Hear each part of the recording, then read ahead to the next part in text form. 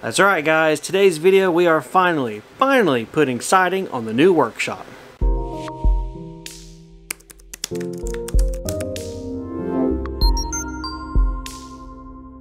Hey everybody, my name is Sam and welcome back to Samcraft. Welcome back to the next video in the full playlist of me building my new workshop, the next home of Samcraft, which is a 12 by 20 storage shed inspired workshop build. If you've not seen the previous videos leading up to this one, there's a link below to the full playlist that'll get you caught up from beginning to now, as well as take you from here to the end for the future. Like I said, in this video, we are going to be finally putting the siding on the workshop. So without further ado, let's pack up our stuff and hit the road.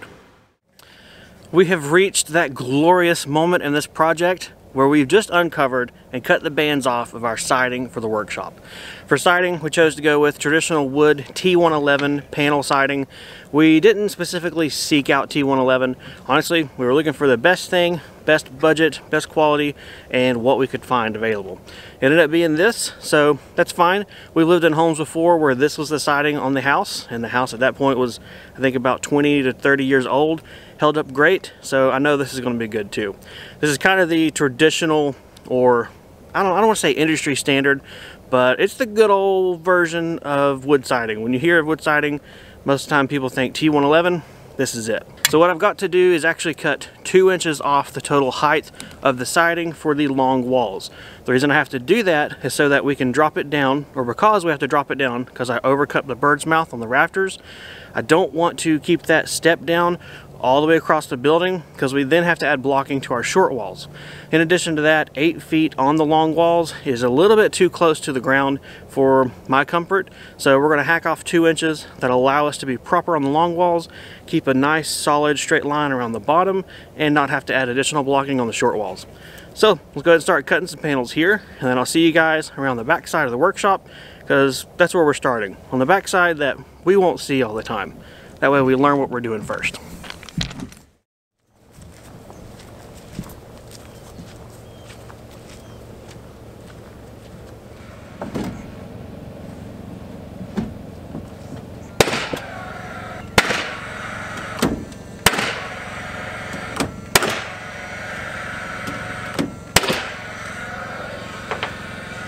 Good job. Yay.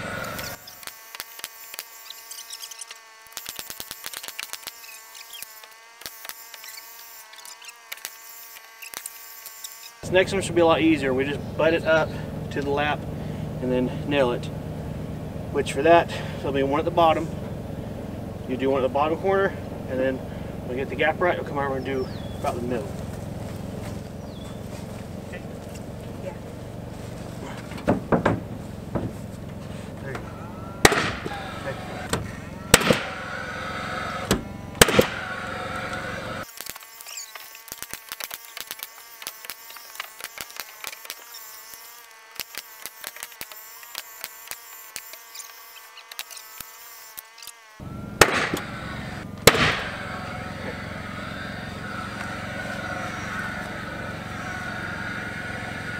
Well, the blocking isn't going to line up for the top. We're below the blocking. Wow. Crap. So we've come down a heck of a lot. Oh, there's no way to fix this right here. We're going to have to bump, next panel just have to bump up. It's going to be a step up.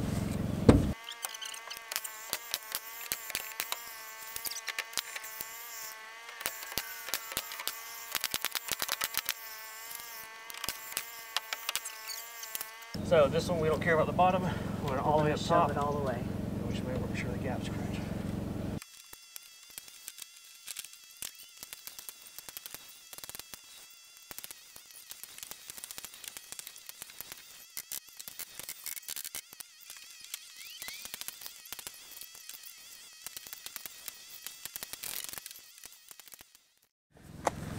All in all, not too bad.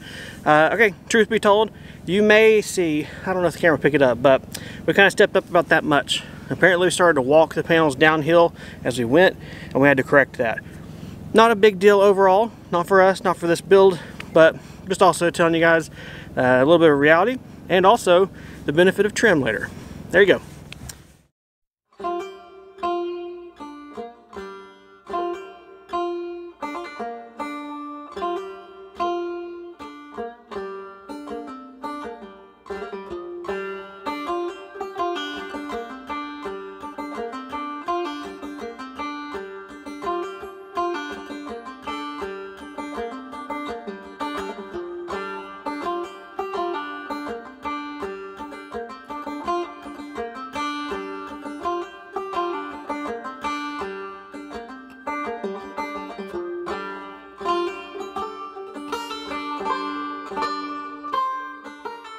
Well guys, progress is being made. The camera battery went dead on us and we didn't notice until, well, we noticed. So we have got most of this wall done. Overall, I mean, the order of operation is the same. We're just holding it up in place, aligning things and nailing it up. It's going fine. The panels are really, really heavy. So T111 siding is much heavier than the LP Smart Side, the OSB product. So that, you know, wearing out the guns a little bit. But I think in the long run, that's a really good thing, because this is going to be what feels like a much more stronger, sturdy, better quality, better built structure. So, hey, a little bit of pain right now, a lot of gain for the rest of life. We have one last sheet to attach on this end, and then we are going to wrap around the other end, stopping with one sheet over there, because we got to get ourselves a way to get in the workshop without climbing through the roof to cut open the doorway, so we have access in and out, and then we'll finalize that last sheet there. So, without further ado, let's go.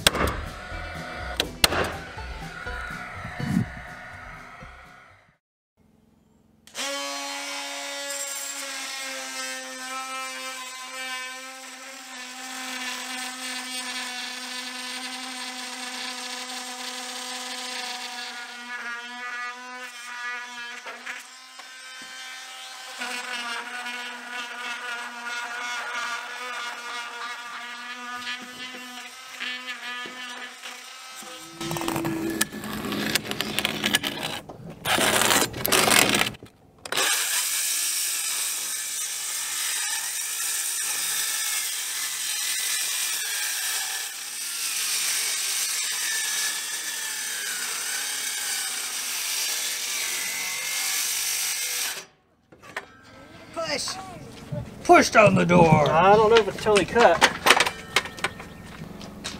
Here, can I push it? No. Aw. This is not trash, guys. This is to be saved.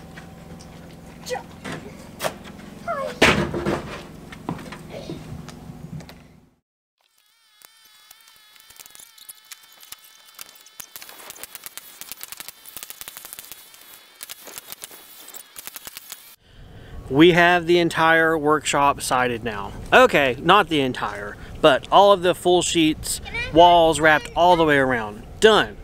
Next thing I want to do is get my ladder out. We'll set it up here at the gable end, and I'm going to measure the 3 pieces that we need to cut to side the gable. Now, what you're going to see is more standard deviation. Standard is in SAM standard, not industry standard. And I'm going to put the siding up without attaching or putting up my vertical studs that go in between there. I will add these later. The name of the game for today, even though you can't tell because it's sunny and we ourselves wouldn't believe it if we didn't know the weather forecast, it is supposed to start raining in about 2 to 3 hours, and it's going to get snow overnight. This area will be under probably an inch of snow or so. So the priority is to get it weather tight, not add in the gable studs and worry about structural integrity at this moment. That will be added, along with everything will be added. My joist hangers, my brackets, all the stuff you guys have been screaming at me, it will be done, don't worry. I'm just trying to get a weather tight shell so I don't ruin all of the money we spent for the building.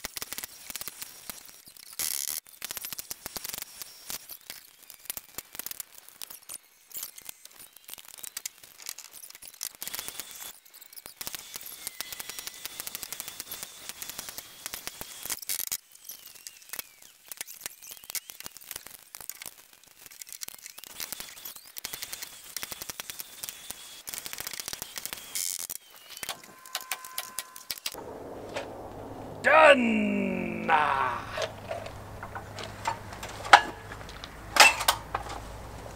Get down before you fall down.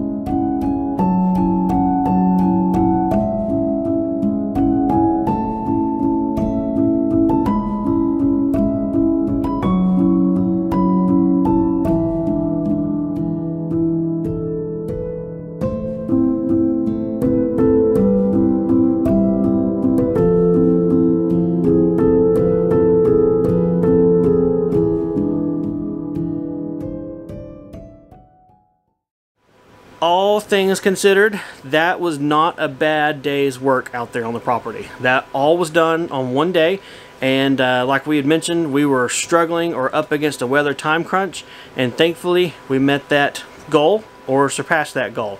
We got everything done, everything packed up, cleaned up, and we're actually on our way back home when the rain and snow finally started. So, awesome.